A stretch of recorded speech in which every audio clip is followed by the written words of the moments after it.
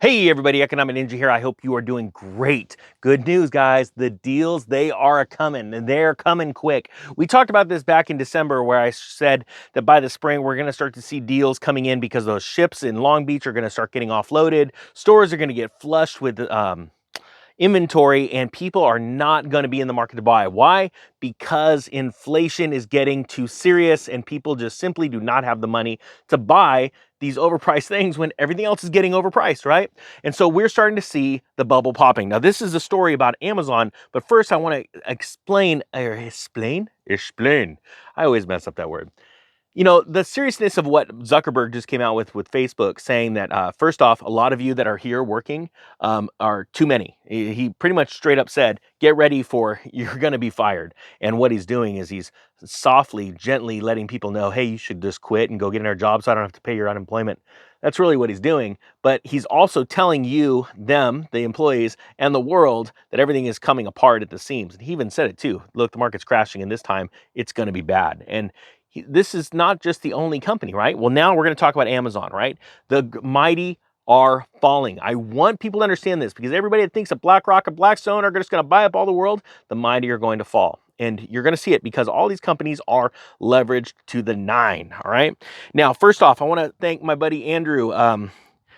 Sent me a link saying that Amazon will have 2 Prime shopping events this year, second one coming in Q4. And the reason why they're doing this is because they are flushed with crap and they can't get rid of it, and they've got to get rid of it. And if they don't get rid of it at a profit, they're going to start laying people off. Well, this is an interesting story here. Right here, and I'm going to link it below. Amazon cancels or delays plans for at least 16 warehouses this year. Now, Amazon, there's no doubt that Amazon has been blowing up and growing exponentially, but this doesn't last forever, okay? Kmart fell, JCPenney's fell, Sears has fallen. All these companies that were before, Coronet. You guys remember what Coronet was? Lots of companies. Montgomery Ward. These companies come and they go, and you'd think that they're the biggest and they're best, but they're just the Solyndras of their time. They are going to fall. All right. Mostly because of mismanagement and not seeing the writing on the wall when it comes to economic cycles, and hey, we shouldn't over leverage, right? That's the problem. They over leverage. But Amazon is one of them too. And I believe that you're going to see a day where Amazon is literally cratering because it can't sell the crap it's getting from China. Now, I'm going to give you another thing too. I've told you guys this. I've warned about this. China is going to be moving into Taiwan. And when they do that, there's going to be very, very serious implications because the slow boat to China or from China is going to stop. All right. There's going to be sanctions. There's going to be economic warfare going on between countries, and they're going to halt shipments. All right. So companies like Amazon that desperately need goods from China to survive, they're going to be in trouble. Now, look at this. After spending billions doubling the size of its fulfillment network during the pandemic, Amazon finds itself in a perilous position, right? In the first quarter of 2022, the e-commerce giant reported a $3.8 billion net loss after raking in an $8.1 billion profit in Q1 of 2021. Think about the difference a year makes. Literally going from an $8.1 billion profit to a $3.8 billion net loss. Absolutely huge, right?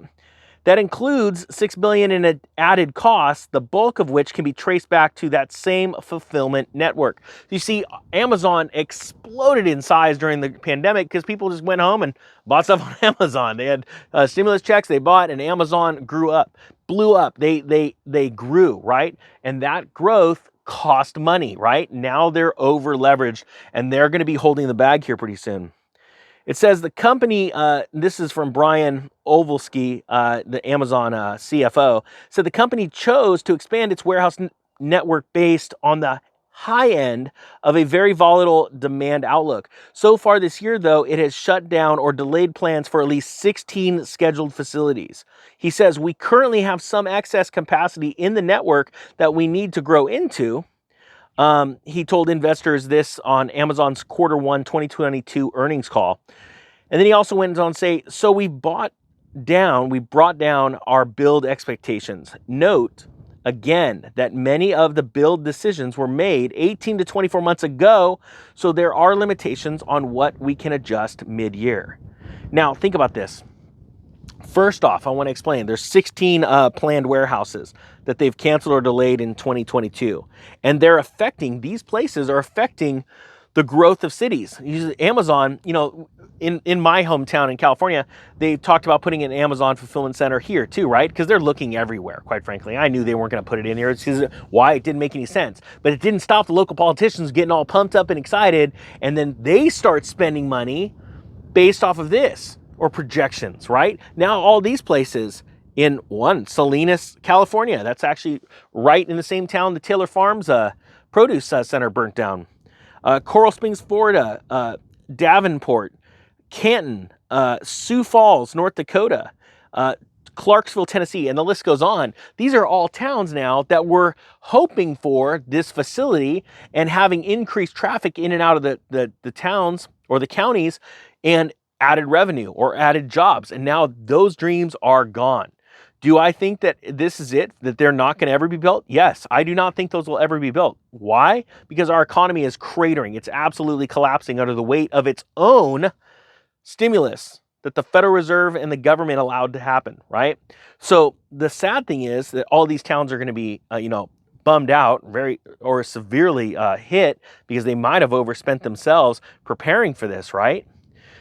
And that's how quick a dream can be taken away during an economic cycle. And that's what I want people to get ready for. Because if you're not positioned right, you're going to get hurt. Now, it sounds funny. My daughter was saying, hey, Dad, this jean company, I don't remember what the name of the jean company was, having a massive sale. I'd like to buy some. And I said, no, just wait. Wait until before Christmas. You want to see sales because this Amazon Prime deal is coming up again. They're hurting.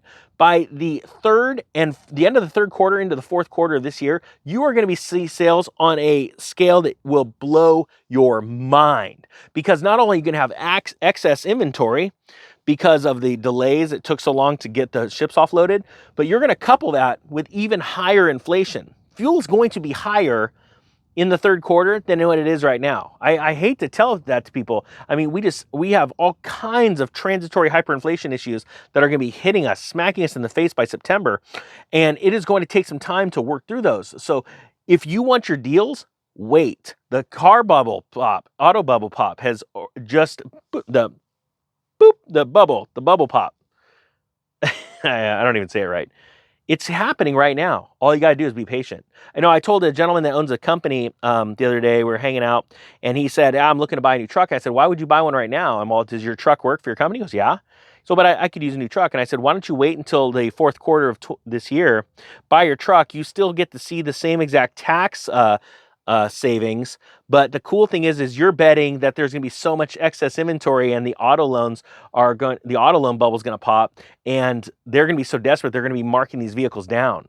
And his mouth just dropped. He goes, I never thought of that. That's an excellent idea.